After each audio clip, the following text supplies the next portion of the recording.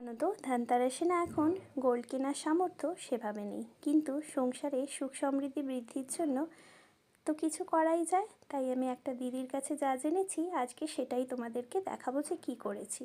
সন্ধেতে আমি যা যা আয়োজন করব তার জন্য বেরিয়ে গেছিলাম প্রদীপ, কড়ি, কর্পূর, ধূপ এগুলো নেওয়ার জন্য। বেশ রোজের সুগন্ধযুক্ত একটা ধূপ নিয়েছিলাম, তার সাথে আমি কড়ি নিয়ে নিয়েছিলাম, সলতে নিয়েছিলাম। সন্ধেতে আমি রেডি হয়ে গেছিলাম, তারপর এখানে যেটাকে শালু কাপড় বলে সেটা আমি পেতে দিয়েছিলাম।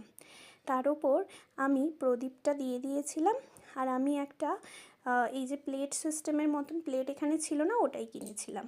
তারপর প্রদীপে আমি দিয়ে দিয়েছিলাম 13টা হচ্ছে কড়ি, তার সাথে একটা দারুচিনি, কয়েকটা লবঙ্গ।